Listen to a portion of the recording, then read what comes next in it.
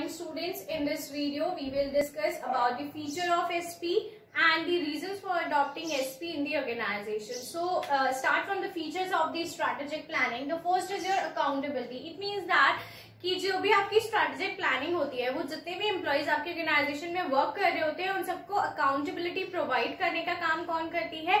Strategic planning करती है। उन सबको रिस्पॉन्सिबिलिटी असाइन करने का जो भी काम करती है वो कौन करती है? स्ट्रैटेजिक प्लानिंग करती है। सो बेसिक फीचर जो होता है स्ट्रैटेजिक प्लानिंग का वो यही होता है कि आप क्या करते हो, स्ट्रैटेजिक प्लानिंग के थ्रू अकाउंटेबिलिटी असाइन करते हो in the organization. The next is balance. जो आपका स्ट्रैटेजिक प्लानिंग होती है ये एक बैलेंस मेंटेन करके रखती है आपकी ऑर्गेनाइजेशन में, सो दैट आपकी ऑर्गेनाइजेशन में ना तो किसी भी तरीके के क्राइसिस अगर आए तो आप उन्हें हैंडल कर सके, ना तो आपकी ऑर्गेनाइजेशन में किसी भी तरीके की प्रॉब्लम अराइज हो, ना ही आपकी ऑर्गेनाइजेशन में किसी भी तरीके के डिस्प्यूट्स अराइज हो। ठीक है। The next is flexibility. Strategic planning आपकी ऑर्गेनाइजेशन में एक फ्लेक्सिबिलिटी प्रोवाइड करती है, जस्ट बिकॉज हमने जो भी विजन डिसाइड करना होता है वो हम अपनी कॉर्पोरेट प्लानिंग में डिसाइड कर लेते हैं। उसके बाद उस विजन को स्मॉल स्मॉल ऑब्जेक्टिव्स में, स्मॉल स्मॉल गोल्स में हम डिवाइड कर देते हैं स्ट्रैटेजिक प्लानिंग में, और स्ट्रैटेजिक प्लानिंग की जाती है उन छोटे छोटे ऑब्जेक्टिव्स को फुलफिलमेंट के लिए, सो दैट हम अल्टीमेटली अपने विजन को फुलफिल कर सके। सो इन केस अगर आपके इन्वायरमेंट में किसी भी तरीके के चेंजेस आते हैं या आपके इंटरनल ऑर्गेनाइजेशन में किसी भी तरीके के चेंजेस आते हैं तो आप इजीली अपनी स्ट्रैटेजिक प्लानिंग में चेंजेस कर सकते हो, इसलिए ये फ्लेक्सिबल होते हैं in nature. Next is effective utilisation. Strategic planning के थ्रू आपके ऑर्गेनाइजेशन में जितने भी आपके रिसोर्सेज मौजूद होते हैं उन सबका इफेक्टिवली यूटिलाइजेशन किया जाता है, सो दैट आपकी प्रोडक्टिविटी हाई हो। ठीक है। Next is sustainability. Sustainability means जो आपकी स्ट्रैटेजिक प्लानिंग होती है बेसिकली लॉन्ग टर्म सस्टेन करती है। जो उसकी सस्टेनेबिलिटी होती है वो लॉन्ग टर्म के रिगार्डिंग होती है। आपके स्ट्रैटेजिक प्लान्स जितने भी बनाए जाते हैं वो ऑर्गेनाइजेशन में लॉन्ग टर्म पर्सपेक्टिव्स को देखते हुए बनाए जाते हैं कि लॉन्ग टाइम में आपको किन स्ट्रैटेजीज को फॉलो करना है, सो दैट आप अल्टीमेटली अपने विजन को कंप्लीट कर पाए। Okay. The next is futuristic planning. As we all know that कि जो भी आपकी स्ट्रैटेजिक प्लानिंग होती है वो लुकिंग फॉरवर्ड प्रोसेस होती है जिसमें हम फोरकास्टिंग करते हैं बेसिकली कि हमारे आने वाले टाइम में क्या क्या अनसर्टेनिटीज हो सकती है, उन अनसर्टेनिटीज के लिए हम पहले से प्रिपेयर होकर चले। सो बेसिकली स्ट्रैटेजिक प्लानिंग क्या होती है? फ्यूचरिस्टिक इन नेचर होती है। Next is forming hedge in the uncertainties. मैंने आपको बोला ही कि स्ट्रैटेजिक प्लानिंग में हम क्या करते हैं, अनसर्टेनिटीज को प्रेडिक्ट करने का काम करते हैं कि हमारी ऑर्गेनाइजेशन में क्या क्या अनसर्टेनिटीज आ सकती हैं, इसके रिगार्डिंग हम फोरकास्टिंग करते हैं। सो जो स्ट्रैटेजिक प्लानिंग होती है it acts like a hedge against the uncertainties. जो भी अगर अनसर्टेनिटीज ऑर्गेनाइजेशन में आती हैं और आपने स्ट्रैटेजिक प्लानिंग करके ऑलरेडी रखी हुई है, सो दैट आप उसको इजीली वहां से उन अनसर्टेनिटीज को मीट आउट कर सकते हो, उन अनसर्टेनिटीज को फेस कर सकते हो और आपकी ऑर्गेनाइजेशन को किसी भी तरीके का लॉस नहीं होगा। ओके।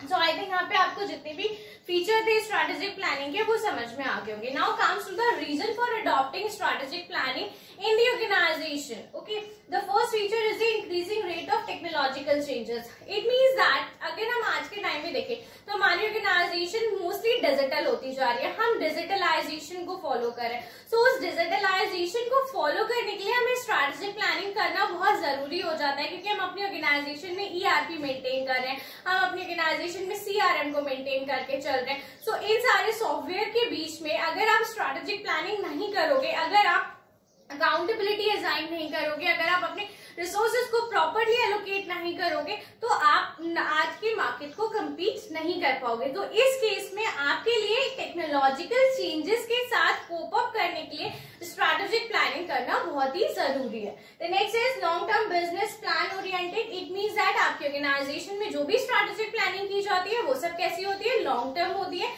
जो भी बिजनेस प्लान बनाए जाते हैं वो कंपनी की सर्वाइवल को लॉन्ग टर्म रखने के लिए बनाए जाते हैं। हम ये मान के अपने स्ट्रैटेजिक प्लान्स को डिजाइन करते हैं कि हमारी कंपनी आने वाले 10 से 20 सालों में इस मार्केट में टिकी रहने वाली है और उस चीज के रिगार्डिंग हमें ऐसे कौन से प्लान्स बनाने सो दैट हमारी कंपनी लॉन्ग टाइम तक सर्वाइव कर सके in the market. Okay. The The next is increasing complexity of the external environment. Day by day आपका जो भी external environment है वो complex होता जा रहा है. उन सारी complexity से deal करने के लिए आपके पास strategic plans का होना बहुत जरूरी है.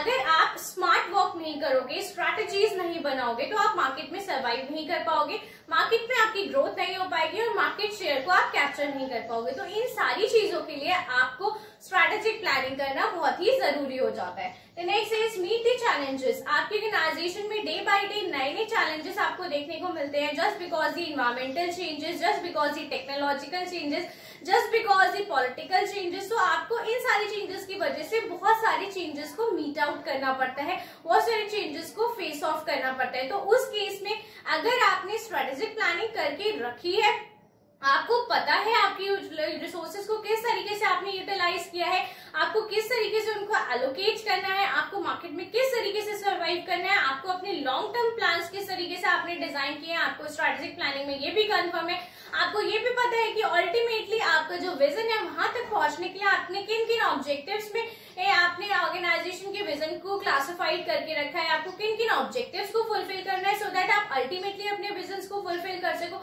जब आपके साथ ये सारा फाउंडेशन अवेलेबल होता है, उस केस में आपके लिए किसी भी चेंजेस को अडॉप्ट कर पाना बहुत ही इजी हो जाता है. Okay, next is provide better platform for making judgment. Obvious सी बात है, when you know about your resources, when you know about the changes, when you know each and everything in your organization, आपको पता है कि आपके organisation में क्या है क्या नहीं है, आपको किस तरीके उनका यूटिलाइजेशन करना है, आपको अपनी ऑर्गेनाइजेशन को किस डायरेक्शन में मूव करना है. जब आपके पास एक प्रॉपर गाइडलाइंस होती है, एक प्रॉपर पाथ होता है, जिस पाथ पे जाके आपको अपनी ऑर्गेनाइजेशन के जितने भी विजन है उनको फुलफिल कराना है, आपकी ऑर्गेनाइजेशन के जितने भी ऑब्जेक्टिव्स हैं उनको फुलफिल कराना है. तो जब हमारे पास एक गाइडलाइन पूरी अवेलेबल होती है, एक क्लियर पाथ हमारे सामने अवेलेबल होता है, तो उस केस में हमें जजमेंट लेना बहुत ही आसान हो जाता है. ओके, सो आई होप यहाँ पे आपको feature of the strategic planning and reason for adopting strategic planning in the organisation समझ में आया होगा. आगे की वीडियो में हम प्रोसेस ऑफ स्ट्रेटेजिक प्लानिंग को डिस्कस करेंगे.